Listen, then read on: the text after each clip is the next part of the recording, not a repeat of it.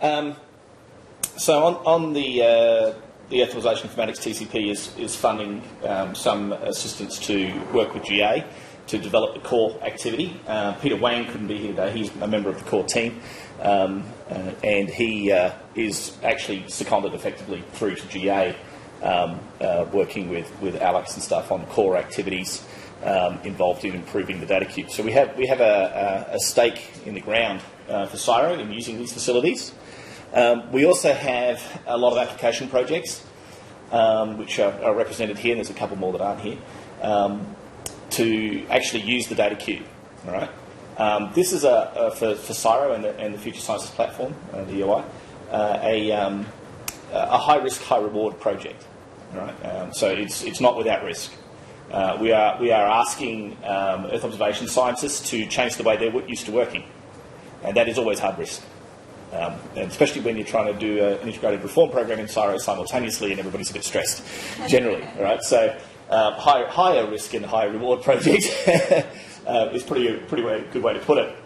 It's taken a little while through the IRP to get the user support people on board within CSIRO, but I'm happy to announce that Mike Shedder, who's based out in Perth, but is very experienced in supporting an Earth observation applications team in the Mineral Resources flagship, is joining the project. He joined us about a week or so ago, officially after coming back from leave. And so he is actually almost half-time working on this project, available to support some of the activities that are going on. His first job is actually to help out with a lot of improving user documentation, so he'll be working with Simon Oldfield on improving some of the user documentation so we can get to the point at which we've got self-help facilities. And I've particularly asked him to look into the IDL/GDL transition process, because the data cube is written in Python, which is a much better way of doing things. And IDL, let's all say it, just IDL. And IDL is just like, if you can program in IDL, you're going to love Python. That's my view. I've had a go at IDL, and I don't know why anybody would ever want to use it. It is so awkward as languages go. But look, we recognise that transition is a difficult one, and that change is there. So Mike is there to help with that. What Mike is not, and I'll put some boundaries around this, Mike is not the pet programmer for all of the application projects. All right? He is there to help you make a transition. He is not there to do your job. All right? I'm being very explicit and clear about that, I hope. And so make use of him. Do not abuse him in this role. Okay? And I've got that on the record as well. So, so let's just keep that in mind going through it. Couple of the changes. One is at the level of how you do your workflows, your methods, and your access to the data, and that's where the IDL type transition kicks into play. The other one is that most of the applications that are coming from CSIRO, our masters want eye candy. They want web portals showing maps with pretty products in them. All right? Now, the way the data cube is set up is algorithms are sent to the data cube, not data to your computer.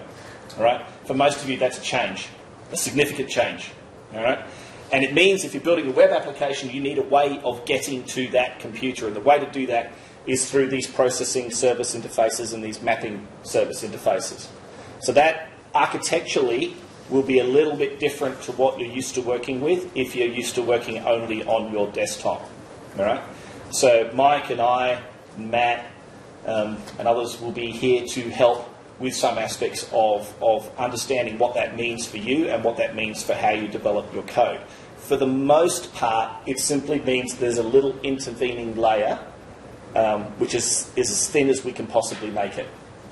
All right?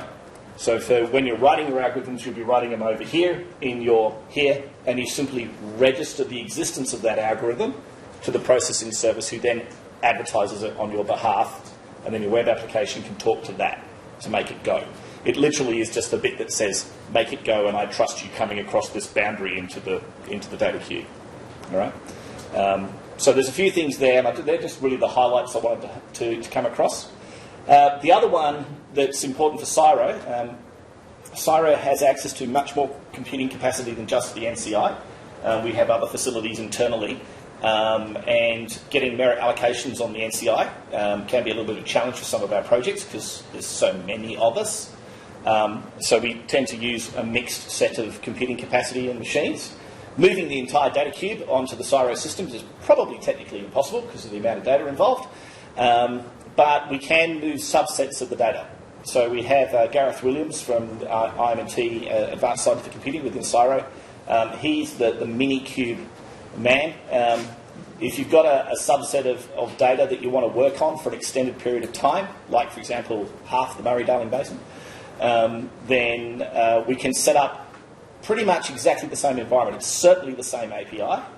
We're going to try and make it so it's completely transparent on the systems that we have available within CSIRO and make a managed replica of the data. And by managed, we mean we'll make sure that the versions of the data all stay the same and all those sorts of things just work. Now, at the moment, that's done using a completely automated method called the Gareth Williams algorithm, who does it all behind the scenes manually. If we find ourselves in a situation where that actually is a useful ongoing thing, we'll actually put the time into doing the development. But for the moment, if you do see a web page that pops up doing that, just remember that there is in fact a person behind it, so that it won't be automated yet. So they're really just the two things, particularly Mike and his role and the user support work. Matt will be doing a little bit of user support at the moment. He's busy making data pipelines work. There's probably a third thing that's worth noting, just for this audience in general. These data preparation pipelines, the Landsat one, GA's hell for leather, got zillions of people on it, getting that worked out. The Modus pipeline has a few glitches and gotchas and stuff in it, and we're finding the same thing with some of the other pipelines, the AVHRR and the Meris. There's a few little things that we need to sort out. Now, those data sets are important for a lot of the CSIRO projects, so we need to get those data preparations sorted out. One of the reasons why they're a little bit wonky is because they're all done on a per-project basis, which means you have 2% of 1/10 of the person who's in fear and jeopardy of their being made redundant maintaining a system on every other project. All right? If that sounds like a recipe for operational disaster, you are correct. And I've taken it upon myself to try and sort that out with our various operational parts of CSIRO, so like IM&T. So we're working on the data preparation pipelines, making sure they're all neat and tidy and they work again, in conjunction with GA and anybody else that we need to. And then we're going to try and find a way to make sure that they're operational and they're updated on a weekly basis from here on in, which would be lovely. That's it from me.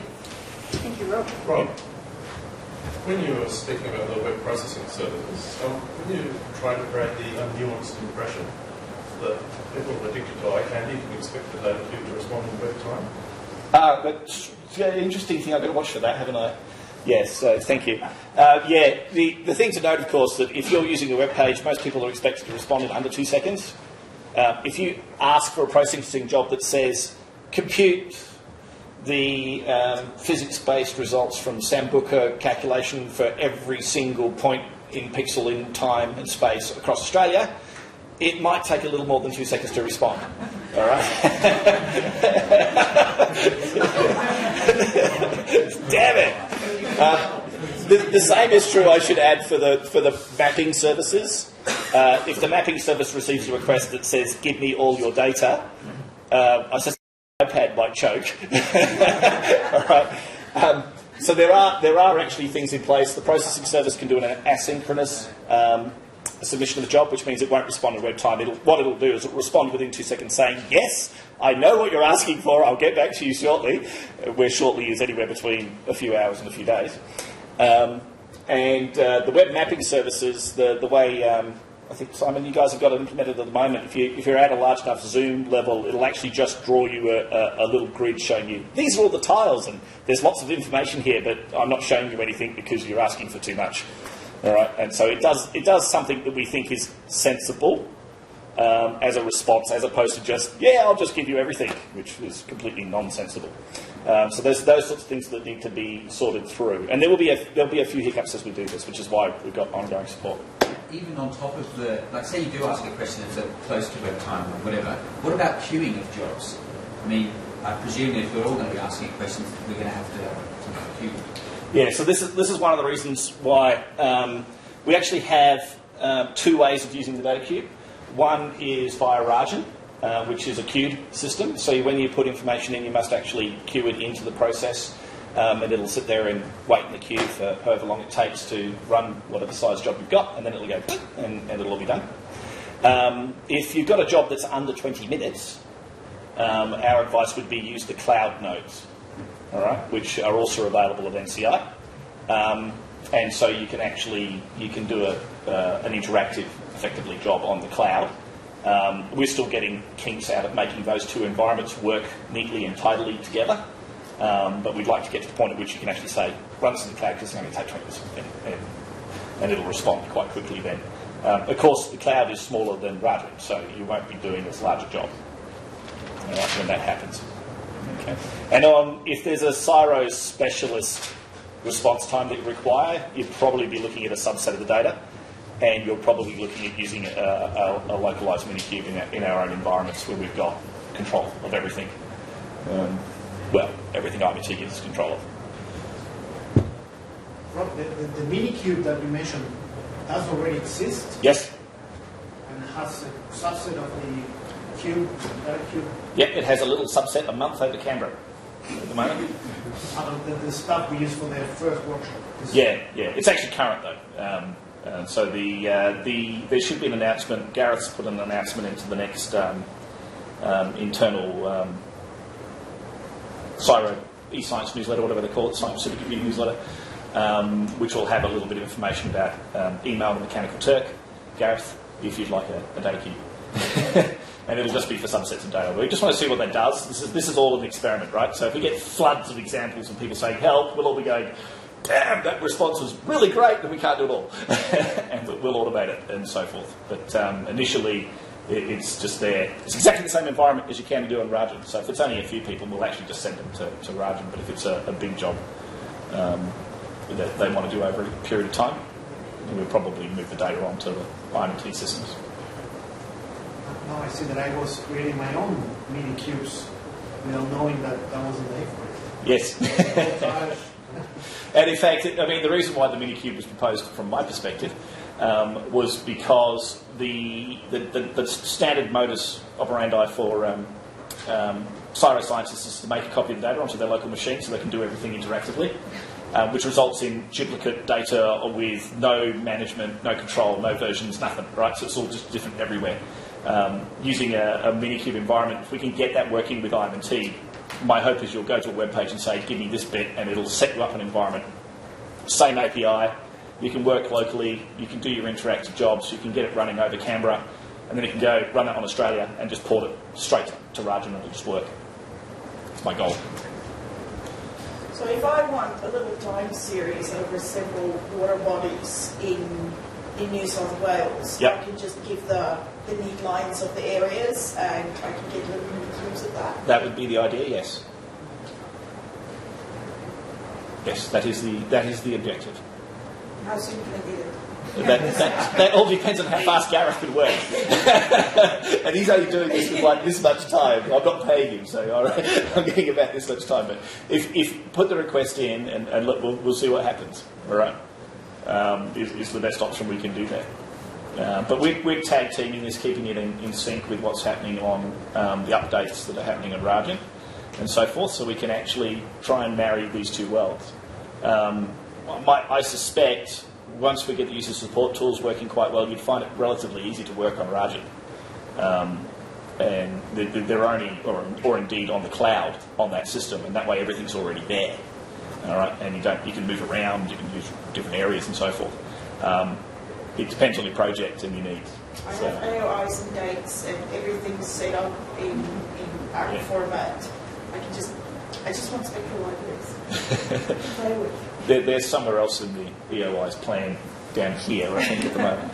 But spectral libraries are on my list. So, is that it? No more questions? Good.